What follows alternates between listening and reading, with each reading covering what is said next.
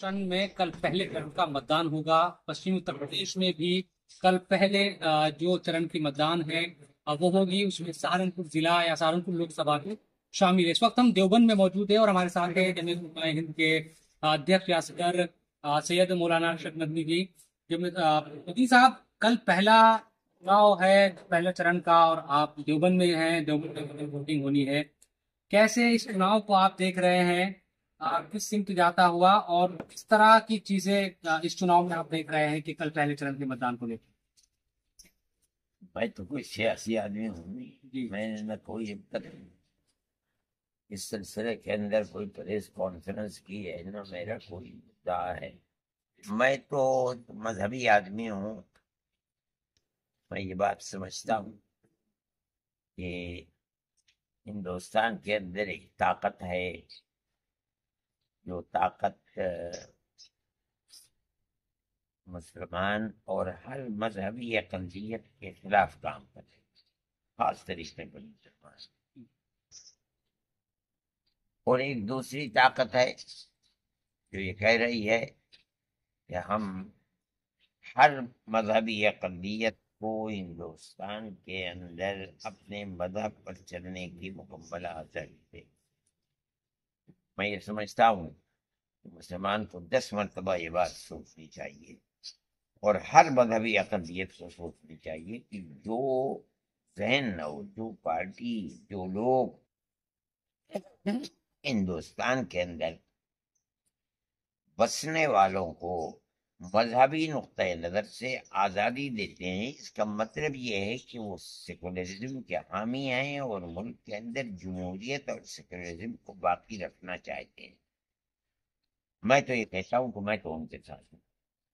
मैं समझता हूँ कि हर, चाहे वो सिख हों, चाहे वो जैनी हों, चाहे वो दलित हों, चाहे वो मुसलमान हो या कोई भी मजहबी अक़लियत हो, अगर मुल्क के अंदर वो ये कहते हैं कि हम मुल्क के अंदर मुकम्मल मजहबी आज़ादी के का मुद्दा रखते हैं और हम अगर आएंगे तो हम हर अक़लियत को अपने मजहब के ऊपर बाकी रखने की आज़ादी देंगे, यानी हम मुल्क के अंदर सेकुलरिज्म की जड़ों को मजबूत करेंगे। मैं कहता हूँ सुभान अल्लाह, सब लेना बड़ी अच्छी चीज। उनको वोट देना चाहिए। अगर किसी को अपने मजहब से ताल्लुक है तो उसको खोल करके उसको वोट देना चाहिए। अब तो घोषणा पत्र जारी हो गए हैं, सबके सबने अपनी बातें कह दी है। कांग्रेस ने भी, बीजेपी ने भी बताया है कि हम क्या क्या करेंगे। बीजेपी कह रही है कि हम यूनिफॉर्म सिविल कोड लाएंगे।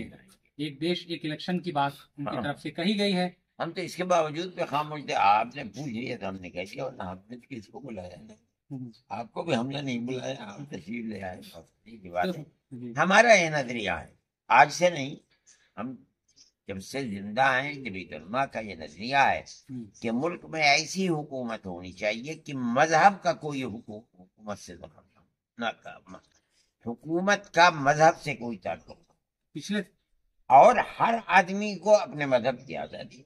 पिछले 10 साल की जो सरकार रही है, इसमें दखल अंदाजी हुई है मजहबी? मैं आप उसको लेकर के छेड़ेंगे, मसले निकलेंगे। मैं ये कहता हूँ कि ये हर आदमी को सोचना चाहिए कि वो उसको मजहबी कितनी आजादी है, आजादी है या आजादी नहीं है, इसको सोच करके खुद फैसला करना चाहिए। लेकिन पार्टियां तो कहती है कि भाई विकास के नाम पे वोट होना चाहिए, मजहब की बुनियाद पर नहीं। नहीं, मैं नहीं कहता हूँ कि मजहब की बुनियाद पर करें, ये दूसरी चीज आपने कही। एक जुमो वो ताकत है मुल्क की जो ये कहता, जो ताकत ये कहती है कि आपको मुकम्मल तौर के ऊपर हमारे मजहब का पाबंद रहना पड़ेगा। एक ये ताकत है। मैं ये कह रहा हूँ कि जमहूरियत और सेकुलरिज्म के खिलाफ है। हुकूमत का कोई अपना मजहब नहीं, जमहूरियत इसका नाम है, और बसने वालों का, हर बसने वाला अपने मजहब के सिलसिले में आजाद है, और सब मिल करके फिर उसके बाद हुकूमत को आगे बढ़ाने के अंदर काम करे और मुल्क के अंदर हम शांति और तरक्की की बात करें। इसका नाम जमहूरियत है, इसी को सेकुलरिज्म। जिस तरफ आप इशारा कर रहे हैं, या जो लोग जाहिर सी बातें समझ ही जाएंगे चीजों को लेकर, अगर उस तरह की सरकार या वो सरकार आ गई तो क्या वाकई जो मजहबी आजादी है वो खतरे में पड़ जाएगी? मतलब है कि इस वक्त तक आप सोचिए कितनी आजादी है।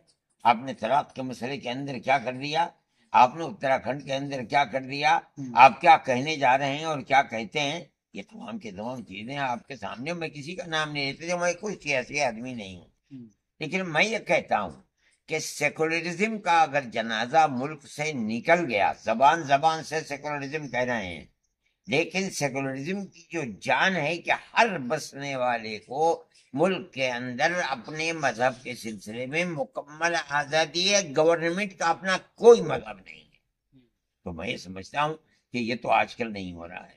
اس کا مطلب یہ ہے کہ سیکولرزم کی گردن کو دبایا جا رہا ہے۔ میں یہ سمجھتا ہوں کہ جو طاقت ملک کے اندر سیکولرزم کو زندہ کرنے کی بات کہہ رہی ہے، طاقت پہنچانے کی بات کہہ رہی ہے، وہ خدا کی بہت بڑی نعمت ہے، اور ہر مذہبی اقلیت، میں صرف مسلمان کو نہیں کہہ رہا ہوں، ہر مذہبی اقلیت کو ایک طرف ہو کر کے اس کو آگے بڑھا۔ موجودہ حکومت کو لے کر کچھ کہیں گے؟ نہیں، میں کوئی حکومت کا آدمی نہیں، نہ میں کسی دوسرے پارٹی کا آدمی، میں تو جمعیت علماء کا آدمی، جمعیت علماء کا کوئی تعلق سیاست سے۔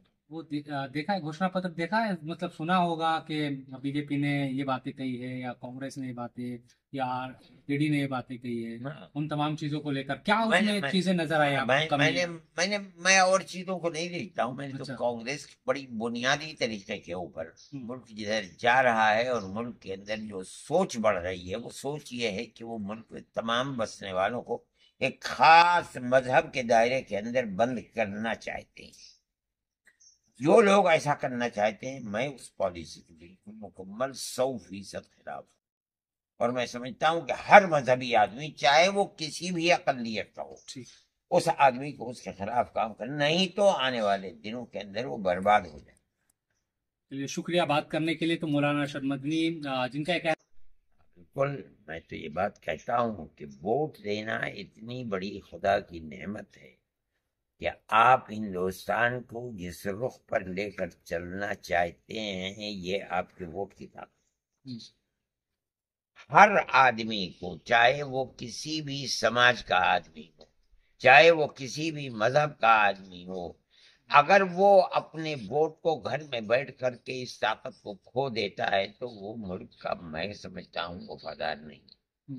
آپ کو اپنی بات کہہ دینی چاہیے، آپ کو ووٹ ڈالنا چاہیے، آپ جس کو ڈال سکتے ہیں ڈالیے، اور آخری حد تک ڈالیے۔ اگر کوئی آپ کو روکتا ہے، آپ مت روکیے، آپ جائیے، ووٹ کو ڈالیے، آپ ملک کو اس نہج پر اور اس راستے پر لے کر چلیے جس میں اس پورے ملک کا مفاد وابستہ ہے۔